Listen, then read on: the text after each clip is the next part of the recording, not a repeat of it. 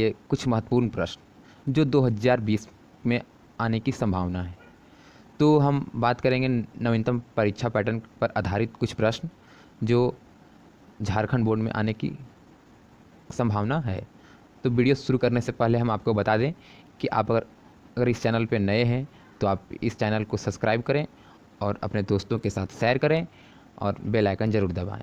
और वीडियो अच्छा लगे तो आप कमेंट करके बताएं, और अगर इस तरह के प्रश्न हम आपको चाहिए तो हमें बताएं कि कौन सा सब्जेक्ट का प्रश्न चाहिए। तो वीडियो शुरू करते हैं 10वां वर्ग के लिए। तो हमने इकाई इतिहास का प्रथम प्रश्न लिया है कि वियतनामी कम्युनिस्ट पार्टी की स्थापना किसने और कब की। तो वियतनामी उत्तर है वियतनामी कम्युनिस्ट पार्टी की स्थापना वियतनाम के राष्ट्रवादी नेता हो चिन मिह ने सन 1930 ईस्वी में की। इसका नाम इंडो चाइनीज कम्युनिस्ट पार्टी रखा गया। अगला प्रश्न है नेपोलियन बोनापार्ट कौन थे।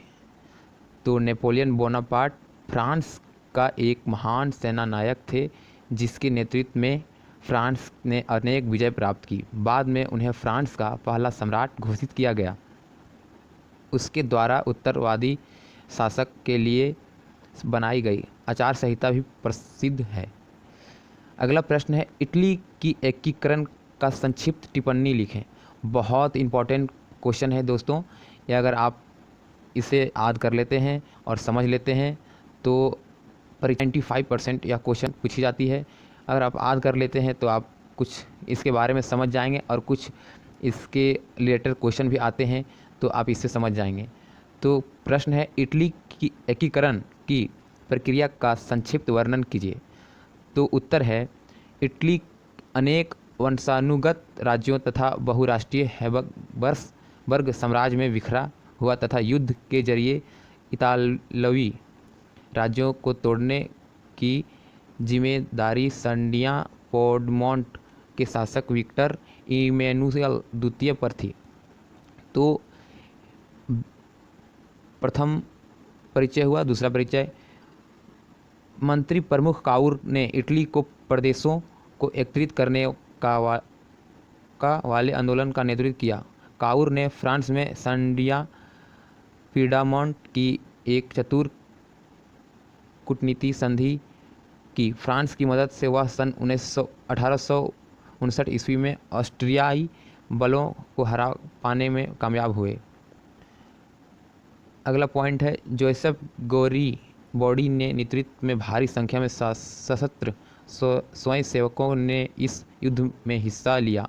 सन 1860 में उन्होंने दक्षिण इटली और दो सिसिलियों के राज्य पर कब्जा जमाया। अंत में वे स्पेनी शासक को हटाने के लिए स्थानीय किसानों का समर्थन पाने में सफल रहे। इस प्रकार इटली एकीकरण की प्रक्रिया पूरी हुई और 1861 में इमैनुअल द्वितीय को एकीकृत इटली राजा घोषित किया गया। और अगला प्रश्न है कि जालियांवाला बाग हत्याकांड पर संक्षिप्त निबंध एवं इसके क्या प्रभाव हुए। तो बहुत इंपॉर्टेंट प्रश्न है, बार बार क्वेश्चन पूछे जाते हैं ये, और हर साल ये क्वेश्चन पूछे जाते हैं। तो इसका उत्तर है 13 अप्रैल 1919 को जालियांवाला बाग हत्याकांड हुआ। उस दिन अमृतसर में बहुत सारे गांव वाले सालाना बैसाखी मेले में शिरकत करने के लिए जालियांवाला बाग मैदान में जमा हुए थे। लोग सरकार द्वारा लागू किए गए दमनकारी कानून रॉलेट एक्ट का विरोध प्रकट करने के लिए एकत्रित हुए। यह मैदान में चारों तरफ से बंद था। शहर से बाहर होने के कारण लोगों को यह बात पता नहीं चल पाई थी कि इलाके में मार्शल लॉ लागू है। जनरल डायर हथियारबंद सैनिकों के साथ वहां पहुंचा। उसने मैदानों से बाहर निकलने वाले सारे रास्ते बंद कर दिए थे। इसके बाद सिपाहियों से अंधाधुंध गोलियां चला दी। सैकड़ों लोग मारे गए और कुछ उसी मैदान के अंदर में कुएं खोदे हुए उसमें ही गिर के मर गए। और इस कानून से और इस हत्याकांड से प्रभाव भारत के इतिहास की यह सबसे दर्दनाक घटना थी। इससे भारत भर में रोष की लहर फूट निकली। लोग सड़कों पर उतर गए, हड़तालें होने लगी, लोगों ने सरकारी इमारतें पर हमला किया और जगह जगह पर लोगों की पुलिस से भिड़ंत हुई। लोगों को आतंकित और अपमानित करने की मंशा से सरकार ने इन विरोधों को निर्ममता से कुचला। अगला प्रश्न है, महामंदी के 3 कारकों की व्याख्या कीजिए। ये भी इम्पोर्टेंट है, तो हम जानते हैं इसके बारे में। उत्तर क्या है?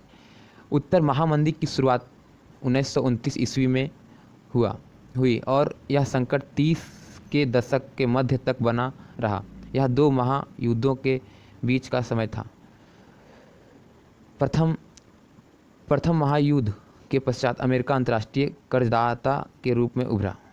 पूंजी उत्पाद और उपभोक्ता तथा पूंजी देशों से बाहर प्रवास के कारण इसकी अर्थव्यवस्था में उछाल उत्पन्न हो गई।